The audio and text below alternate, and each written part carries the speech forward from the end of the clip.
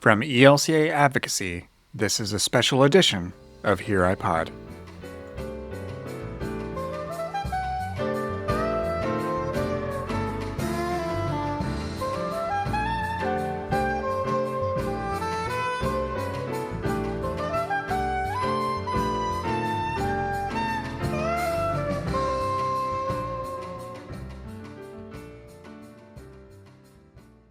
In October 2025, a letter to the Church signed by almost 50 Synod bishops of the Evangelical Lutheran Church in America was released.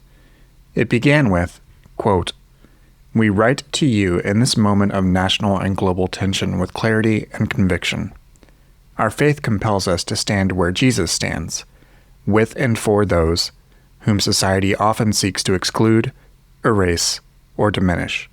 Close quote.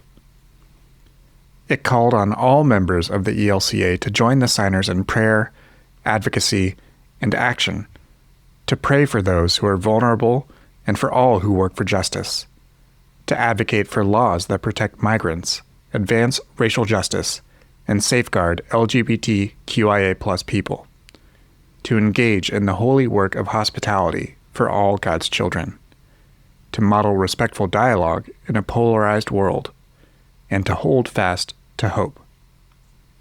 In this special edition, signers of the letter share about the unique contexts and communities that they serve, the relationships and situations that prompt them to speak up, and the theological resources and faith convictions that inform their public witness. The following is an interview between the Reverend Amy Ruman, ELCA Senior Director for Witness in Society, and a signer of the letter, offering a present perspective. Hi, I'm Amy Ruman, Senior Director of ELCA Witness in Society, and I am delighted today to be joined by Bishop Kevin Strickland, the Bishop of the Southeastern Synod in the ELCA. And Bishop Strickland, I want to say welcome to Here I Pod from ELCA Advocacy. Thank you. It's good to be with you all, and I've never been on a Here I Pod before, so this is my first time. We're really glad to have you here as the first in this special series about public witness and the leadership of our synod bishops.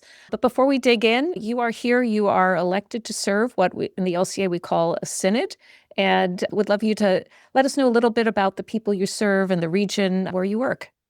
Yeah, thanks. So I'm in my second term as bishop. I was elected the first time June of 2019 and then re-elected in May of 2025.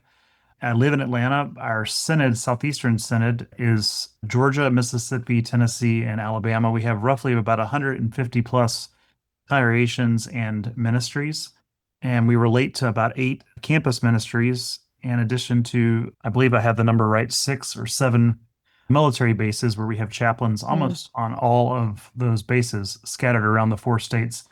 We have about 48,000 Lutherans here in these 4 states.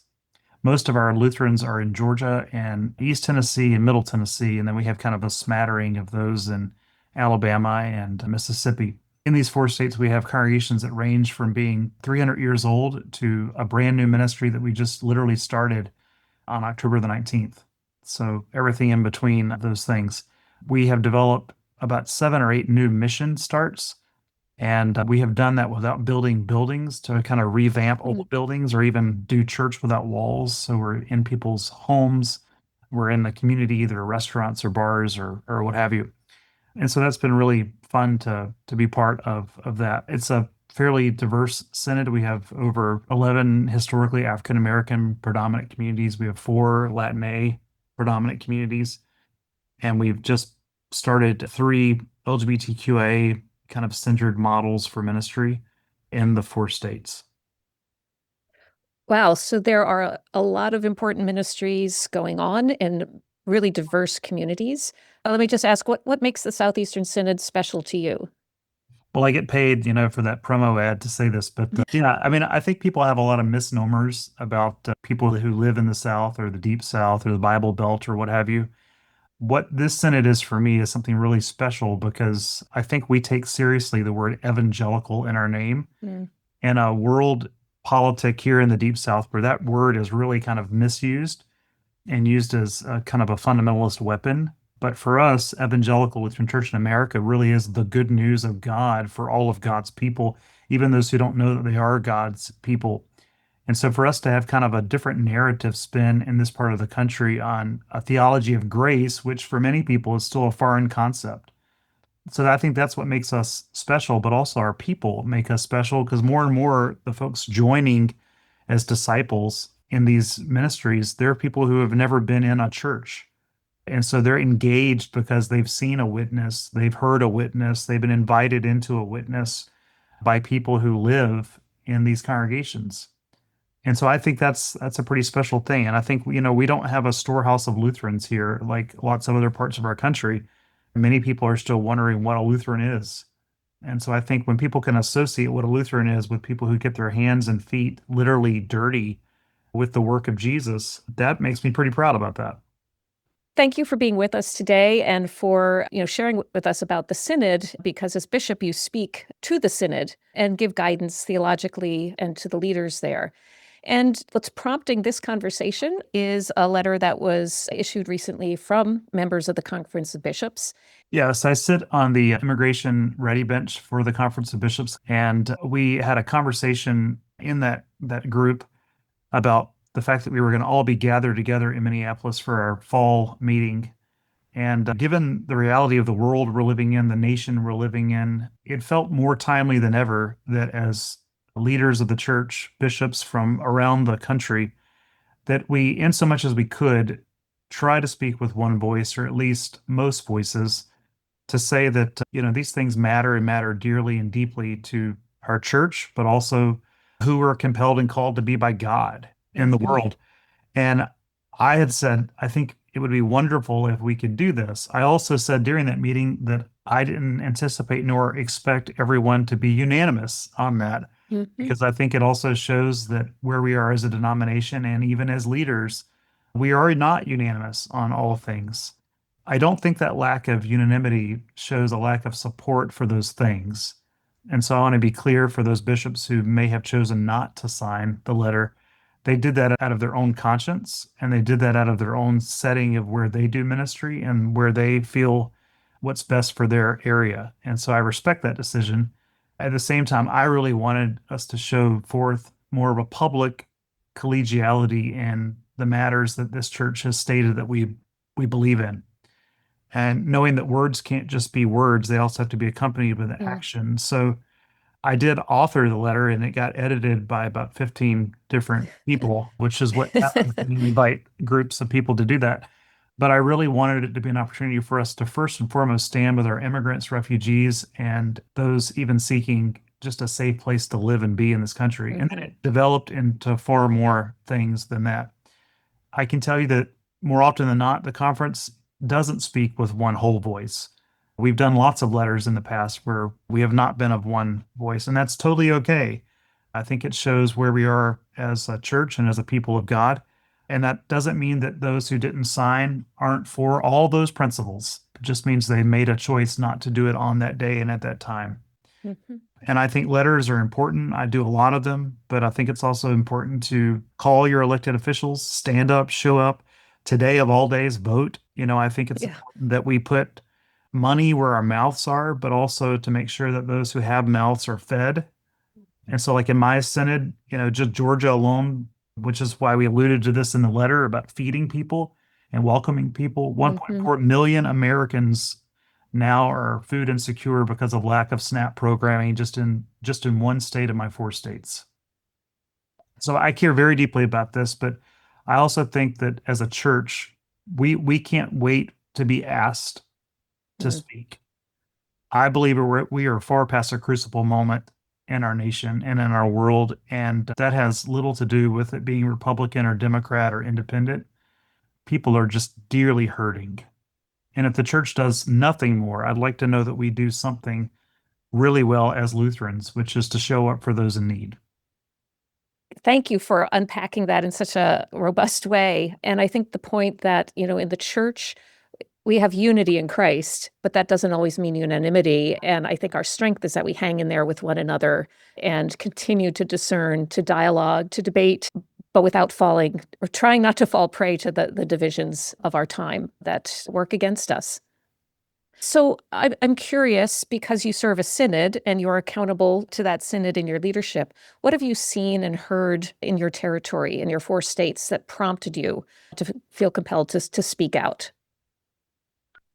Yeah, well, specifically around the issue of immigration and refugees, our synod actually sued the state of Tennessee against the harboring law that Hmm. happened there because we were having members of our congregations who were actually being isolated and attacked by ICE and other federal agents who were coming into some of our worship spaces and even finding people in parking lots and at Walmarts and at other places and targeting them just because of the color of their skin or the language that they may have spoken. I was hearing from our people on the ground that, Bishop, we need the church to help us with this. We need the church to stand with us. We need the church to advocate alongside of us because the church are these people. This is the church. They're being they're being attacked at the moment.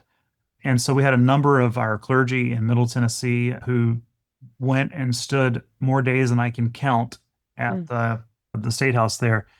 And because of their witness, it compelled me to be stronger in my witness.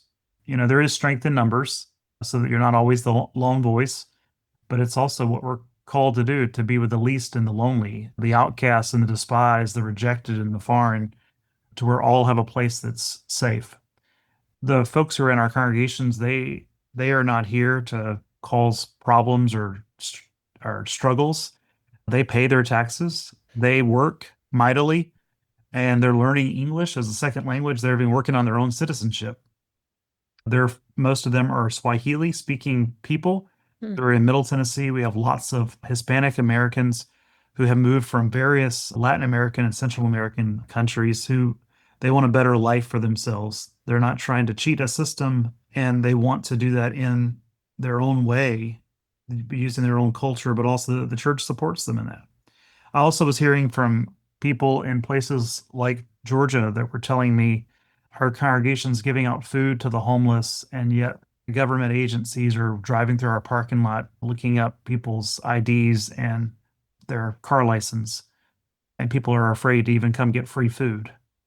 When pastors are being targeted because of their sexual orientation or gender identity and stopped in public places by either National Guardsmen or the police, and they call me and say, Bishop, I'm afraid for my safety and my children's safety. Can you help me leave this country? That's when it's past time for me to get involved. Hmm. So I was hearing from a number of our people from all 4 of our states, which is why I felt more than compelled to be involved. It's also not the first time that I've been involved, not the first time our Senate has spoken and said something. We've had a number of issues and reasons to speak up and speak for those who have been oppressed or dejected. And so we continue to do that. And racism is alive and well, and white supremacy is alive and well, and Christian nationalism is alive and well. And because all those things are alive and well, we can't just be fast asleep watching all of that happen. Yeah, what I hear from you is that public witness is contagious, and sometimes we need to be invited into it. But that I think it creates a mutual strengthening of one another when we do that. And what I hear you saying is the ill-say value of accompaniment is that Yes. we come alongside others, and it's not just people out there. These are our church. These are the communities we're sent to serve, and that to do this is a natural extension of whatever other kind of ministry we're doing is also the public witness. Yeah, in our Latin A initiative in our synod, which we've had for 5 years now, we actually call it in conjunto, which literally means Mm. to walk alongside or walk with. So using the ELCA's model for accompaniment, we've actually extended that from how we do our Latin A ministry to how we walk with our African American and Latino siblings, how we walk with our LGBTQA siblings, how we walk with those who are disabled or differently abled. That movement of accompaniment to me is also a model that Jesus showed, because there were moments where Jesus walked behind, Jesus walked with, Mm. Jesus walked in front of, but Jesus was always with folks. And then when Jesus wasn't in the story, Jesus encouraged you to go out with 7 or 70 or to grab the other 2 or 3 and to not do it alone. And so that's a model in our synod we do try to do. And our vision statement is to even equip, engage all of God's people to love and serve. And so we do that not by ourselves, but with one another. So I hear people say, oh, a statement. A statement isn't really doing anything. And I think that's up for debate. But I'm wondering, what for you, is there a particular power when bishops speak together or when people of faiths make a statement together? What can happen? Yeah, I mean, I think if it were only ever just words, then yeah, it doesn't mean anything. But when you accompany those words with persons and faces and numbers and action, and it's not just a one-off, I think those statements can be very powerful. And I don't think that they're powerful at all if it's just words in the wind.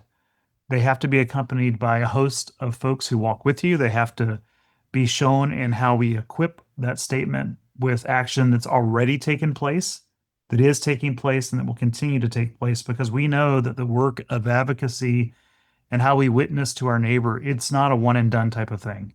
I mean, it is, as Jesus reminded us, the poor you will always have with you. You know, the immigrant you will always have with you. The refugee you will always have with you. The least of these you'll always have with you. And because we always have them with us, we have to always ask, when did we see you hungry and not give you food, or thirsty and not give you drink, or house and not give you home? Because if it could happen to them, it could happen to us. And it's not of if it happens to us that then we do something for our neighbor. It's because it's happening to our neighbor that we're compelled to walk with them. And so for me, I think the statements can be incredibly powerful, but they cannot just be solely just words. And so when I make a statement, I try very hard not to make a statement as a bishop unless the ELCA has already affirmed what it is I'm making a statement about. Mm-hmm. So whether that's in our social statement, social message, or theology, I try very hard to accompany whatever my words are as a bishop with what we've already said in our words as Lutherans, but also our public witness. I also think it's important that justice can never be just about us. It doesn't work that way, because then that for me becomes vengeance. Justice has got to be about those that we've hardly put our thought into, those who we've not welcomed fully, those who we maybe not even invited into the table. And so when folks sort of bat their eyes and say, well, the bishops are at it again, just making statements, or even some bishops who don't want to make a statement because it feels like just words. I receive that. Mm-hmm. And at the same time, that's also where I've been cautious sometimes not to sign on to things when it feels that way too. I think for me, at least, I sign on to those things when I feel like as a synod, we are doing those things. As local churches, we are doing those things. Even as the ELCA, we are doing those things. And when people see that, they pay attention to that. So in some ways, I also think it's an evangelism tool. Mm-hmm. I mean, for instance, I shared the letter just on my Facebook page. It had over 3,000 shares, and I learned this recently. You can go in and look how many people view it. It had 300,000 people who viewed the letter just off of my social media page. I'm not friends with 300,000 people Yet. so, but I thought that was a powerful statement. And I would venture to say most of those people aren't Lutheran. Mm-hmm. And it doesn't mean that all those who viewed it appreciated it, liked it, or agreed with it. But at least they saw that there's a Lutheran witness to the gospel of helping and serving our neighbor. But I really try hard not to put something out there unless it's accompanied with, as they say, boots on the ground. One of the parts of the letter that I thought was so powerful is it speaks not just we should be doing this, we can be doing this, but it's the how. And let me read this. In this time of division and fear, we as people grounded in our faith insist on love. This commitment flows from our faith in Christ, crucified and risen, the one whose love breaks down barriers, confronts hatred, and transforms hearts. And then there's a litany of love insists on, for the dignity of human beings, for justice for the marginalized. Love insists, that we must live, speak, and act with respect, even in disagreement. And that is so countercultural and so different from what we see in most spaces today. And I'm just wondering if you could unpack how love can and does show up and what difference that makes when we do our public witness. Yeah, I think love is still one of the most transformative things that this world needs. There's a blessing from William Sloane Coffin, which guides my life. In fact, it guides my life so much, I've had it at every installation. I had it at my wedding. I've had it at every large major event. I love it so much I even had it tattooed on my body. But it's, may God give you grace never to sell yourself short, grace to risk something big for something small, grace to realize that the world is too dangerous Mm. for anything but truth and too small for anything but love. I think love is the most revolutionary thing if it's God's love. If it's the love that won't pass by on the side of suffering, if it's the love that's prodigal and extravagant, if it's the love that compels us to even love our enemies and turn cheeks, if it's the love that causes us to not walk by the person who's grieving and yet ponder what they may be grieving about, if it's the love that even causes us to have to think before we speak words of hatred, it's the love that keeps us going. It's a love that changes our minds. It's also a love that I think transforms the world. And yet it's a love that got Jesus killed. It's a love that literally led him to the cross, but it didn't leave him there. It's a love that was so powerful that it rose him from the dead. And I think in this world where there are so many things to list, we don't even have the time to list them all, of the woes of the world. Mm. I think about last Sunday's scripture for All Saints of the Mhm. Beatitudes and how it said, blessed are the poor in spirit, blessed are those who hunger. The Aramaic word blessed means ashrei, which it literally means get up and go. So get up and go, but then Jesus leaves it with get up and go with love. Get up and go with love when you are hungry because you will be fed. Get up and go with love when you weep because you will not weep always. Get up and go with love knowing that when you can't sustain yourself, the world and others are called to do that with and for you. Real quick, like H. George Anderson, when he was presiding bishop, shared a story of when he was president of Luther College and his first wife died of cancer. And they had mandatory chapel. And he said, as a president, I felt like I had to go to chapel, even though my spirit just wouldn't allow Mm. me. And he said he felt like there were those moments where he just couldn't sing, he couldn't confess the creeds, he couldn't take communion, he couldn't pray the prayers. But then he said he noticed that the assembly was praying for him. The Mm. assembly was communing on his behalf. The assembly was professing the creeds and singing the songs. And then he said a month or so passed and he realized his mouth opened and he was singing and he was praying, he Mm. was receiving communion. And then he said he looked and the person next to him could not. That for me is the transformative power of God's love. That we don't show God's love to someone because of something we get out of it. We show God's love to someone because of what we already have received from it. It's that transformative spirit. When your spirit is weak, it's the only thing that keeps you going. So when love insists on dignity of every human being, it's God's love insists on dignity, which ours should too. When love insists on justice of the marginalized and oppressed, God's love does that. Ours should too. If love can insist on those things, and God's love compels us to do those things, I firmly believe that if we live our lives with that type of insistence, we'll have far less issues than we do in the world. And if people say that's political, then I'm about that type of politic Hmm.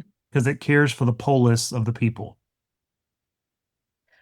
That reminds me, I heard an interview with John Lewis years ago, and he was talking, they were training for some of the works they were doing in civil rights and, practicing, the kind of violence they might be facing. And what the trainer kept saying, you're not ready. You're not ready until you can love the person who is doing that to you. And that's that kind of radical God love that just flips everything on its head, because it certainly can't come from us, but it can only come from God. And to the extent that we as in congregations want to nurture advocacy and public witness, I think we have to be tending to how we're also nurturing that kind of love, even across our divisions, and the unity but not uniformity that comes from Christ. I did have one more question for you, which is, what is a theological or scriptural piece of grounding in this time? You may have already given it to us in multiple ways, but I'm wondering, is there anything else from your own faith life or practice that you have to share at this time? Yeah, the scripture that comes to my mind in these days is do not grow weary in doing what is Mm. right. Mm. Do not grow weary in doing what is right. And it's always the right time to do the right thing if the right thing is God given. And so it is a season that could be very weary, but it's not the first time as human beings we've been here. It's not the last time. And yet it also doesn't mean that we just sit idly by and wait. But there's an insistence in that weariness that causes us to not just sit Shiva and mourn, but to get up and go, to literally be the blessed ones who get up and go. And even in our weariness, we don't do this work alone. It's not just us, it's justice. And so we do the work of public witness and advocacy as Lutherans, as Christians, knowing that we do it for literally the life of the world. Well, Bishop Strickland, thank you. Thank you for sharing with us your deep delight in the people and the place that you serve, your own restless search for justice, and inability to sit and let the moment pass, right, when the church may be roused to action. I ask that God give you grace. It's tattooed on you and now in our own memories for everything that you need, that you can get up and go with love, and may we do so as well. Thank you. So Amen. thank you. Thank you for all your work too. This concludes this episode of Here iPod. If you enjoyed the show, please leave a review on Apple Podcasts, subscribe on your favorite podcast app or over on YouTube, and let a fellow advocate know about the show. If you want to contact us, you can email us over at elcaadvocacypodcast@elca.org or leave a voicemail at 866-740-3522. Thank you for listening.